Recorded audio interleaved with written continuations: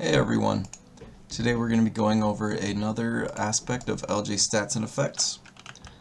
In this video today we're going to be going over how we can set up a lighting system. So let's say you're making a stealth game and you kind of want your character to only be visible in certain lighting conditions. So as we can see, this guy, this red line means not visible. The light is not visible. Let's go here. Oh, set a light. Oh, now it's green. Now if we go check this object, it's now got a 100 lit value. But wait, what if we move it away from the light?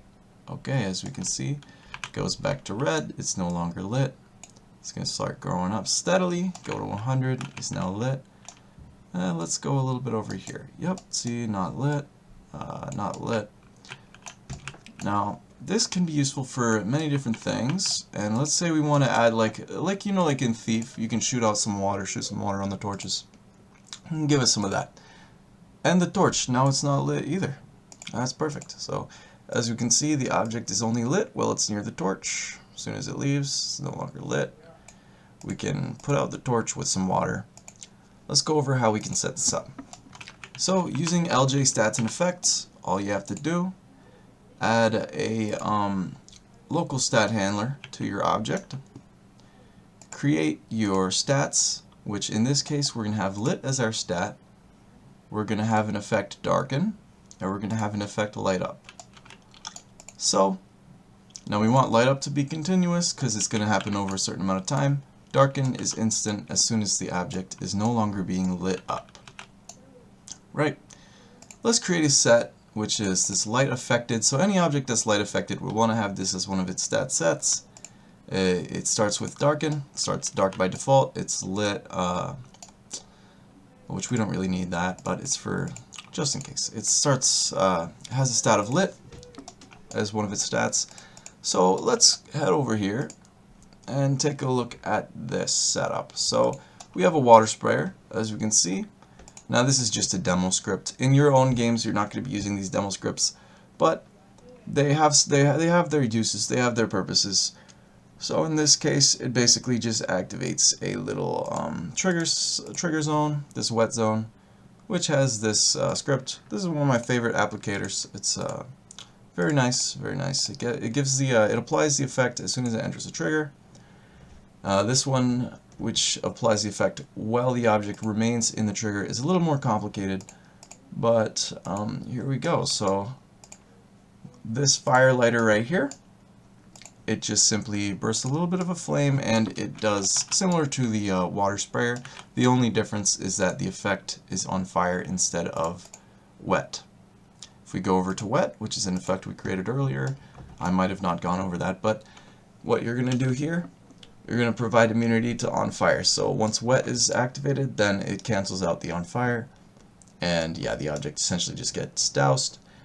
And the target stat doesn't really matter. We're not going to be adjusting it, but it multiplies 1, it gives it a 0, so it doesn't really change anything, this wet effect.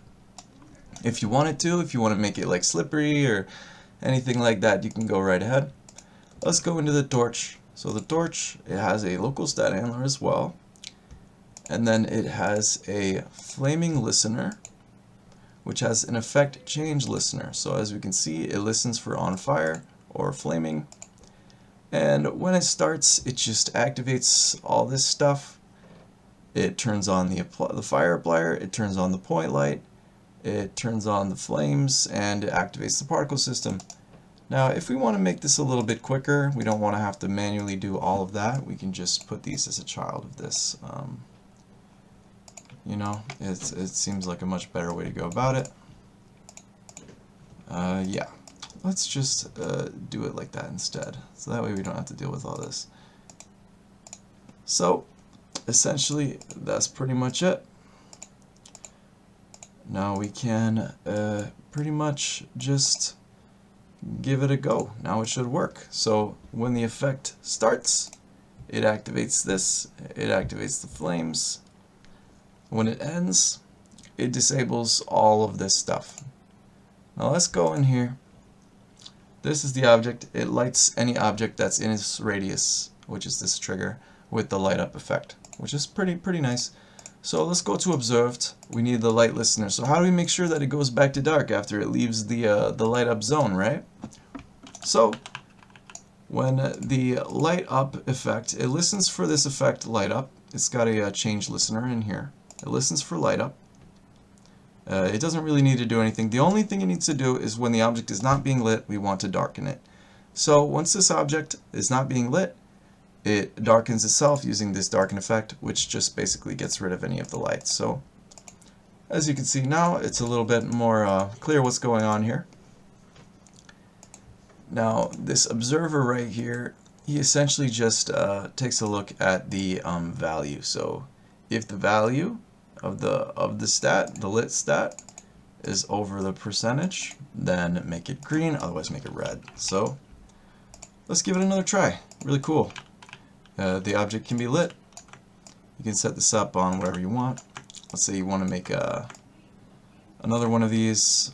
Let's say we want to have two of them. Now this one won't be the target of this observer guy, but as we can see, it's still being affected by lit, right? It can still be a lit or unlit. And yeah, you can go about set this up however you want. Go a little bit deeper into it, but yeah, this is just a basic demo, a little example of what you can do with the system. And thank you for watching, and have a great